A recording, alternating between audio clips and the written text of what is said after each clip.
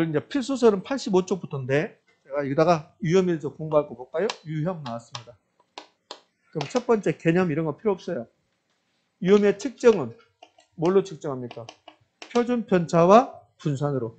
표준 편차와 분산으로 측정한다. 세 번째 유형의 종류. 유형의 종류는 가장 시험에 잘 나온 게 무슨 유형입니까? 금융적 위험. 위험의 종류는 금융적 위험이 가장 시험에 잘 나온다. 그럼 위험의 종류는 금융적 위험은 타인자 운영했을 때 원리금을 상환하지 못할 거. 그럼 금융적 위험을 완전히 없앨 수 있다 없다? 있다. 금융적 위험은 완전히 제거할 수 없는 위험이다. 금융적 위험은 완전히 제거할 수 없는 위험이다. OX, X 완전히 제거할 수 있다. 전액 자기자본이라면 금융적 위험은 없잖아요. 2번 질문 아까 봤던 거요. 부채가 많을수록 은행의 돈을 많이 빌려올수록 지렛도가 크게 나타날 수 있지만 금융적 위험 등 투자 위험도 많다? 증가한다. 뭐 3번은 필요 없죠. 대부분 높을수록 부채비율이 높을수록 금융적 위험은 증가할 거니까. 유동성 위험은 환금성이 낮기 때문에 현금화 과정에서 시장 가치가 손실을 발생한다. 원하는 시기에 팔지 못한다. 사업상 위험은 사업하면 자체, 부동산 사업 자체에서 나타나는 위험. 시장 상황이 변동했다. 시장 위험. 운영을 잘못했다. 운영 위험. 우리 검단에 투자해야 되는데 다른 지역에 투자했다. 그래서 입지 선정을 실패했다. 위치적 위험. 이걸 쏙쏙들이 막 외우고 있으면 공부 잘못한 거야. 이거는 어쩌다 한 번씩 나오는 것이 잘 나오는 것이 아니다. 그다음에 이제 인플레 위험이 있어요. 인플레 위험과 법적 위험은 거의 시험에 나오고 등장하지 않는다. 특히 법적 위험은 거의 등장하지 않습니다. 인플레 위험은 1번 인플레 위험의 뜻인데 이걸 내지 않아요. 요 2번이 가끔씩 등장하죠. 인플레이션이 예상되면 대출자는 은행은 고정금리로 가는 게 유리한가 변동금리가 유리한가? 변동금리가 유리하다. 요거 여러분이 이제 3번에 여러분이 임대인이야. 임대인들은 인플레이션이 예상되면 임대차 계약을 맺을 때 고정 임대료 계약 한 달에 50만 원씩 합시다. 이게 유리한지 임대료 인상계약이 유리한지 임대료 인상계약이 유리하다. 요거 내는 거야. 요거. 자, 요 인플레 위험과 법적 위험 이거는 부동산 투자 위험의 종류에서 시험에 잘 안 나오는 건데 나오면 인플레 위험은 1번하고 2번하고 3번. 2번하고 3번 중에서 더 잘 나온 것은 2번일까 3번일까? 2번.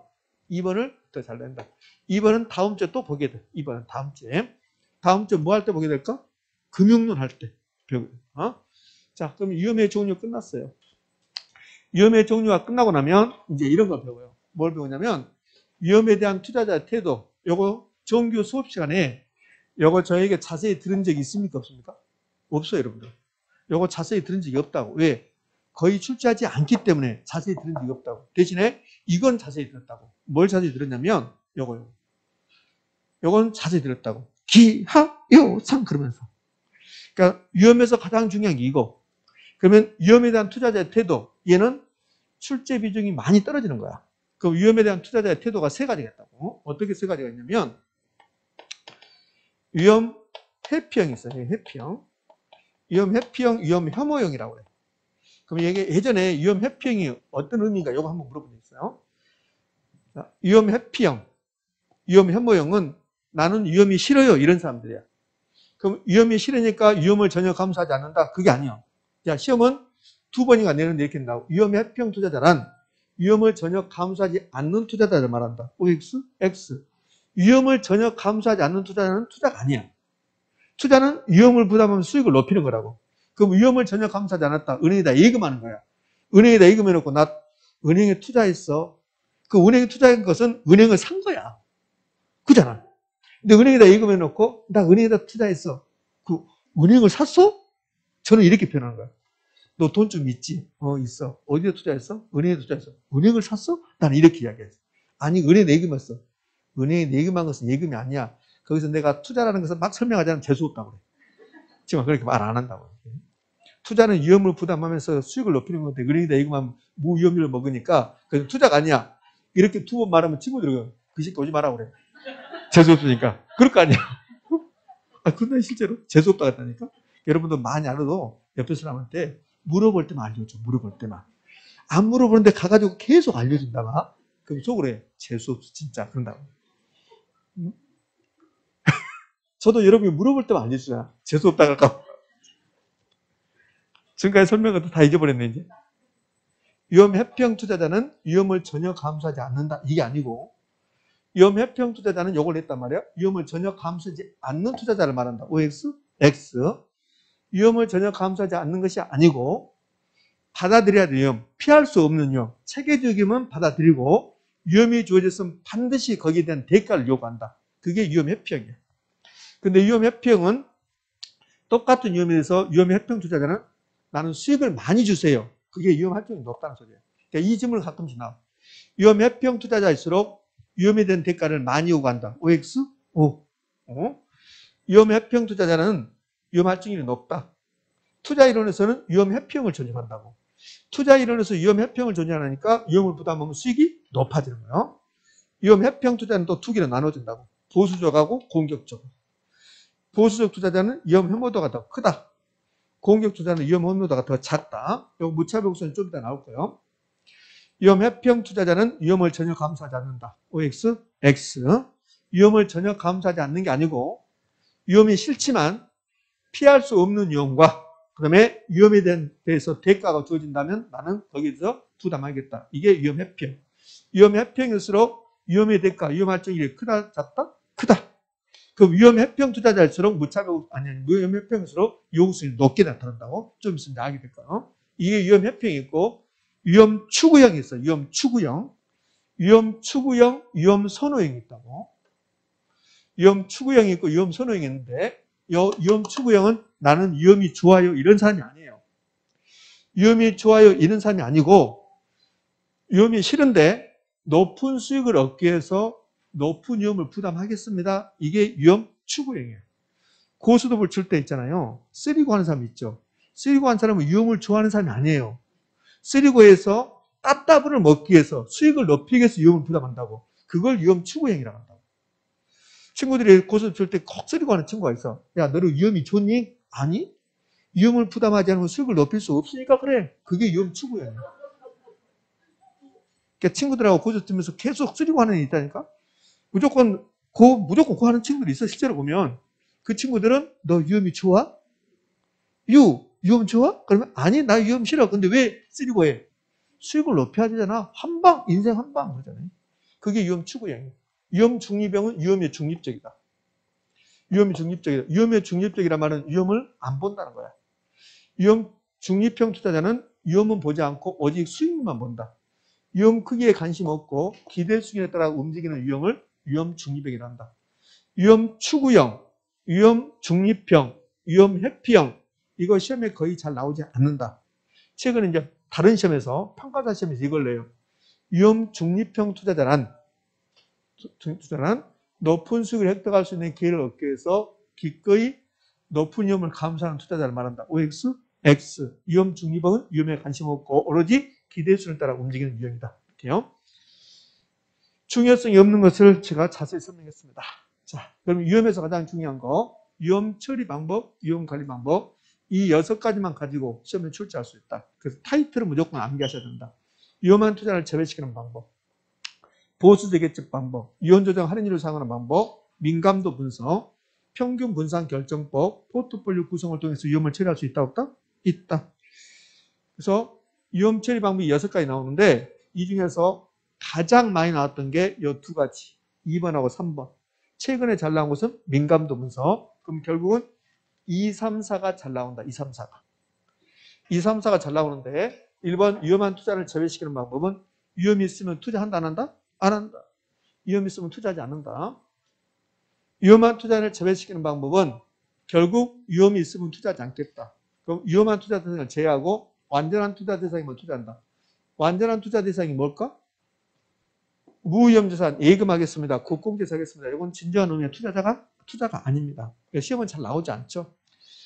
위험한 투자를 제외시키는 방법, 이 위험의 전가냐 위험의 회피냐를 물어봐요. 요즘은 거의 사라졌습니다. 위험의 전가는 다른 사람에게 떠넘길 수 있는 위험의 전가. 위험의 전가의 가장 대표적인 게 하청계약 맺는 거. 하청계약. 보험계약 맺는 거. 보험계약. 자, 위험의 종류를 공부하면서 위험의 전가를 2개 배웠어요. 위험의 종류. 위험의 종류에서 위험의 전가 2개 배웠는데 뭐 할 때? 인풀이 위험. 인풀이 위험에서 임대료 인상계약을 맺는다. 그것은 인풀이 위험을 임대인이 누구에게? 임차인에게 떠넘긴 거라고. 그것을 위험의 전가야.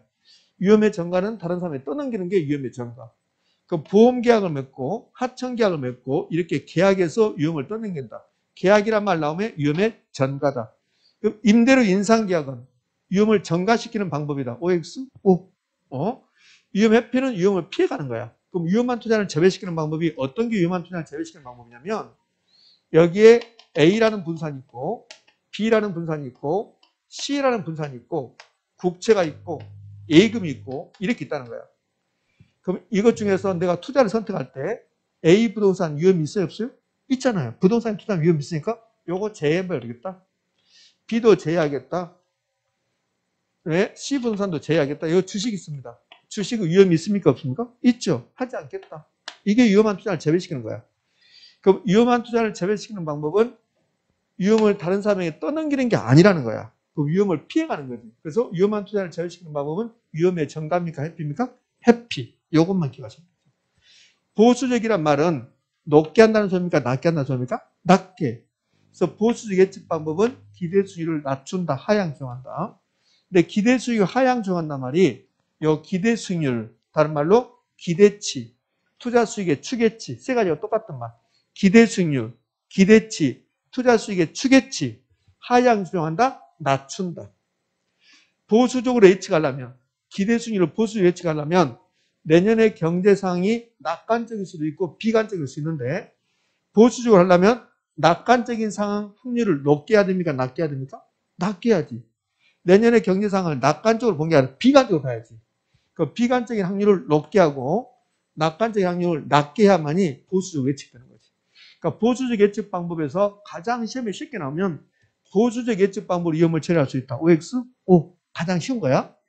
그렇지 않으면 기대수를 하향 조정한다. 기대수를 낮춘다. 좀 더 어렵게 나오면 낙관적인 상황을 낮게 하고 비관적인 상황을 높인다. 그게 보수적 예측 방법이에요. 그다음에 위험조정 할인율을 사용하는 방법. 위험조정 할인율을 사용하는 방법이 위험조정 할인율이 뭐였습니까? 요구수익률. 그럼 위험조정 할인율을 사용하는 방법. 요구수익을 사용하는 방법. 여기 요구수익이 할인율이야. 요구수익을 상향 조정한다. 요상이라고. 요구수익의 구성이 기억날까요? 요구수익은 어떻게 구성됩니까? 요구수익은 무위험률에다가 위험 할증률을 더하고 여기에 예상 인풋을 더한 것이다. 이게 요구수익이다. 그럼 위험이 높아지면 투자자는 위험의 대가를 많이 요구할 거고 위험의 대가가 높아질 것이고 위험 할증률이 높아질 것이고 그러면 요구수익도 높게 하겠다. 이게 위험조정 할인율을 사용하는 방법. 요구수익을 상향 조정한다. 요상, 할상. 요즘 할인율이 나온다. 할상. 3번처럼 나오죠. 위험한 투자 대상일수록 현재가치 산정할 때. 현재가치 산정했다고 나왔습니다. 그럼 뭐가 나와야 돼? 할인율. 그럼 위험이 높을수록 현재가치 산정할 때 할인율. 현재가치 산정할 때 할인율이 요구수익 높인다, 낮춘다? 높인다. 높은 할인율. 요상, 할상 이렇게 나옵니다. 자, 민감도 분석 나왔습니다. 민감도 분석 그러면 투입 요소하고 뭘 찾아야 돼? 결과치. 투입 요소, 결과치, 산출 요소를 찾는 것이다.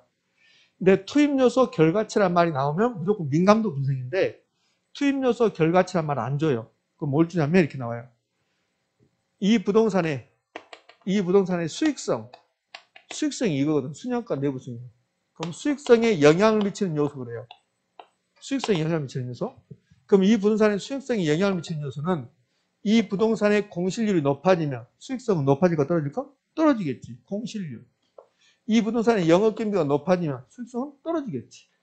이 부동산의 임대료가 높아지면 수익성은 높아지겠지. 불량부채가 높아지면 수익성은 떨어지겠지. 그러면 민감도 분석으로 위험을 처리할 수 있다가 가장 우리가 편한 거야. 그렇게 안 나오고 투입 요소가 변화할 때 결과치 변화를 통해서 위험을 처리할 수 있다. 그럼 뭐다 X다? 5죠. 그게 민감도 분석이니까. 근데 투입 요소, 결과치란 말 안 주고 투자 대상 분산의 수익성에 영향을 미치는 요소를 그럼 수익성에 영향을 미치는 요소가 이겠네요. 예상 임대료, 보유기간, 영업경비, 공실률, 불량부채, 뭐 소득세율, 영업소득세율이 높아지면 그러면 수익성은 낮아지겠지.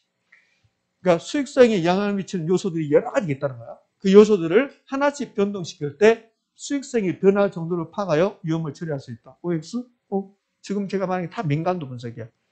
그냥 민감도 분석이 가장 좋은 말이고 거기서 좀 어렵게 나오면 투입요소 결과치란 말 나올 것이고 투입요소 결과치란 말 안 주고 수익성에 영향을 미치는 요소들을 그럼 수익성에 영향을 미치는 요소들이 투입요소야. 이것들이 투입요소라고. 이것이 하나씩 또는 집단적으로 변화할 때 수익성이 변할 정도로 파악한다. 그래서 위험을 관리하겠다. 이게 민감도 분석. 2번은 필요 없고. 민감도 분석과 흡수율 분석은 다른 말이라는 거. 요즘 흡수율 분석을 가지고 민감도 분석을 둔감해서 시험 출제한다. 그 민감도 분석은 위험을 처리하는 방법, 투입요소, 결과치 나온다는 거. 흡수율 분석은 어디서 나와요? 흡수율 분석은 개발론에서 나와요. 개발론에서 시장 위험을 감소시키는 방법, 시장성 분석이 하나의 방법. 흡수율이란 것은 일정 기간에 공급된 분산이 어느 정도 팔려나갈 것인가. 그게 흡수율. 흡수율 분석의 주된 목적은 과거의 흡수율입니까? 미래입니까? 미래. 네.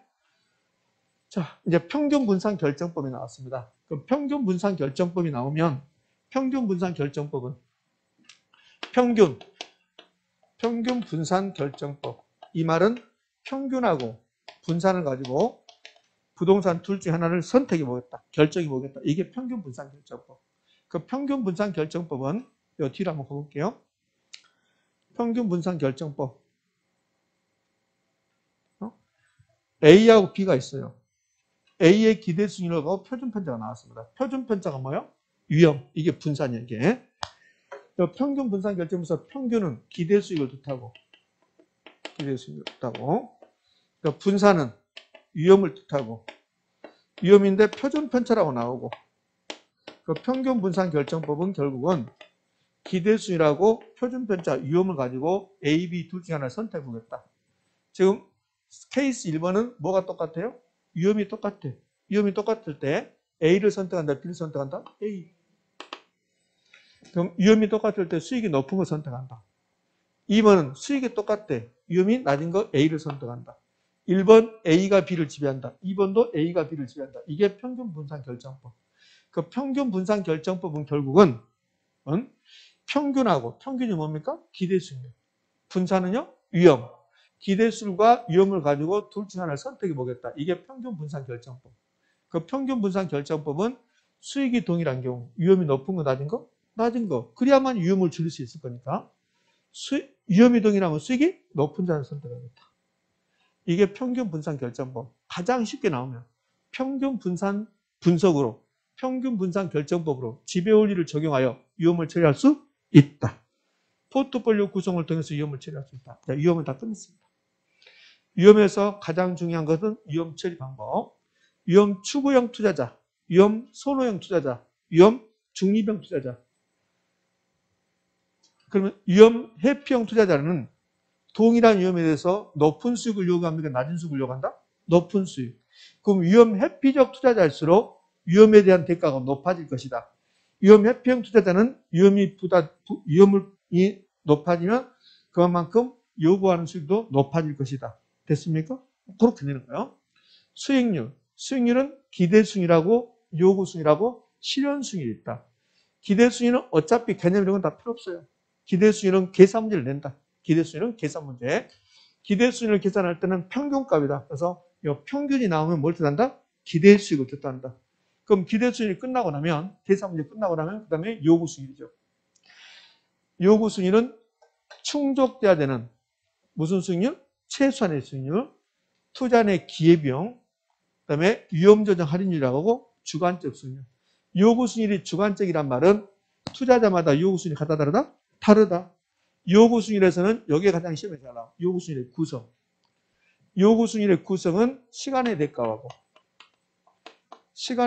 무슨 대가?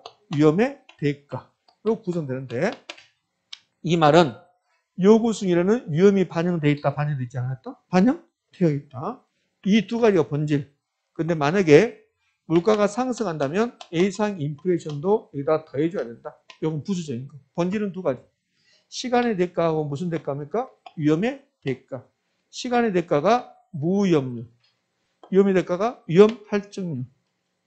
가장 잘 내는 게 무위험률이 높아지거나 위험할증이 높아지거나 A상 인플레이션이 높아지면 요구수는 얼마다? 높아진다. 자, 이 부분에다 써볼게요. 요구수익률의 구성은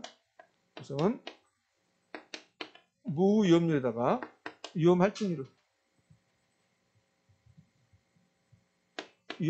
더한 것이다. 할증률을 이렇게 더한 것이다. 이렇게. 그러면 무위험률이 높아지면 요구수익률도 뭐한다? 높아진다. 이렇게 되면 다 맞춘다고. 다 맞춘다. 이렇게 되면. 근데 무위험률이 높아졌다고 안 나와. 그 무위험률이 이자율이야. 이자율. 시장 이자율. 그럼 여기다가 시장 이자율이 높아지면 그러면 요구수율도 높아진다. 이렇게 되면 안 배운 거야 이제. 이렇게 내버려. 아 그런다니까 여러분들. 그럼 시장이 높아지면 요구수율도 뭐한다? 높아진다. 이렇게. 자 이번에는 위험할증률이 높아지면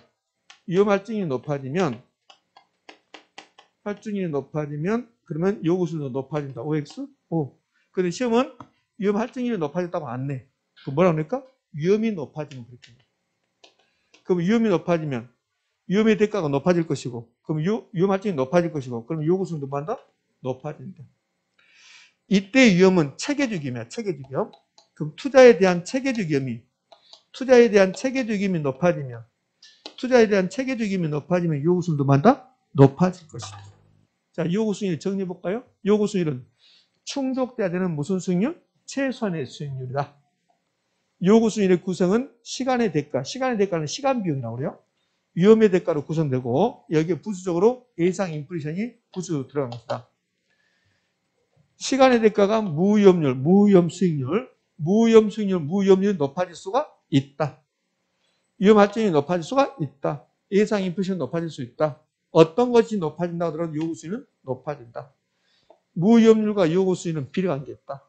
위험할증이 높아지면 요구수익이 높아지는데 위험할증이 높아졌다고 안 나오고 위험이 높아졌다고 나온다. 그럼 위험이 높아지면 그럼 요구수익도 높아진다. 그럼 위험이 높아졌다. 이제 차례로 가면 위험이 높아졌습니다. 투자자는 위험의 대가를 많이 요구합니다. 위험할증이 높아집니다. 그럼 요구수익이 높아집니다. 그러면 요구수익에 위험이 반영되어 있고 위험은 무슨 위험이다? 체계적입니다. 그러면 체계적 위험이 높아짐에 따라서 요구수익도 높아질 것이다. OX, O. 그렇게 된다. 이렇게. 무위험률이 높아졌습니다. 요구수익도 높아진다. 무위험률이 안 나오고 국공채 수익률, 시장 이자율이 높아진다면 요구수익도 높아질 것이다. 됐습니까? 네. 투자에 대한 기회비용이 높아진다면 부동산 투자에 대한 기회비용이 높아진다면 요구수익도 높아질 것이다. OX, O. 투자에 대한 기회비용. 부동산 투자에 대한 기회비용은 내가 은행에다 예금했을 때 수익률이 높아졌다. 그게 부동산 투자에 대한 기회비용이야. 그럼 기회비용이 높아졌다.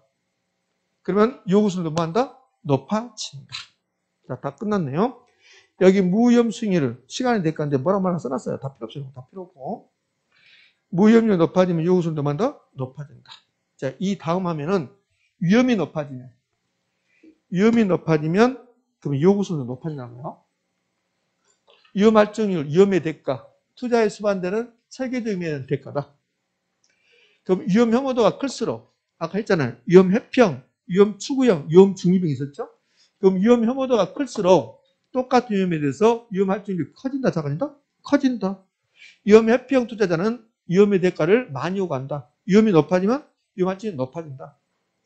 그런데 투자자마다 위험 혐오도가 같을까 다를까? 달라. 아까 위험 추구형, 위험 혐오형, 위험 중립형이 있었잖아요. 그럼 투자자마다 위험 혐오도가 다르다. 위험 할증률이 달라질 수 있다. 그럼 요구수익률은 무위험률에다가 위험 할증률을 이렇게 더한 건데 이 무위험률은 투자자마다 다 똑같아요. 은행 이자율이 여러분하고 제가 은행 이자율이 똑같잖아요. 대출 이자는 다르지만 여기 시장 이자는 다 똑같잖아요. 그러니까 무위험률은 다 똑같고 위험 할증률이 투자자마다 달라져. 그럼 위험 할증률이 달라지면 요구수익이 투자자마다 같을까 다를까? 달라지겠지. 그래서 요구 수익률이 주관적이 봐요. 투자자마다 위험 혐오도가 다르다. 그럼 위험에 대한 태도가 달라지는 거야. 그럼 위험 할증률이 달라질 수 있다. 요구 수익률 달라진다. 요구 수익률 주관적, 객관적? 주관적. 그럼 요구 수익률이 투자자마다 다른데 그 이유는 무위험률이 달라지기 때문입니까? 위험 할증률이. 위험 할증률이 달라지기 때문이다.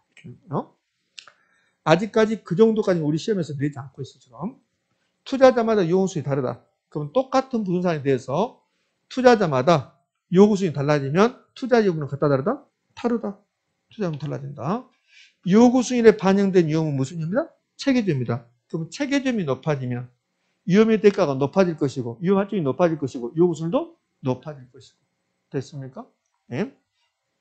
그럼 요구 수익을 지금 공부하고 있으니까 우리 그동안 공부하면서 요구 수익을 할인율로 요구 수익 할인율이 있으니까 요구 수익을 할인율로 해서 계산했던 게 뭐가 나왔던가요?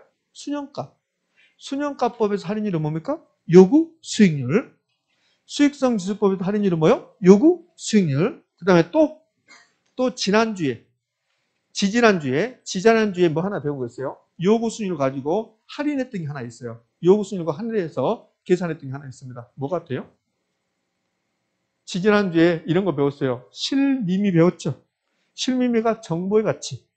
정보 가치 구할 때 마지막에 박스부터 뭐면 투자자의 요구 수익률은 10% 나오잖아요. 10%?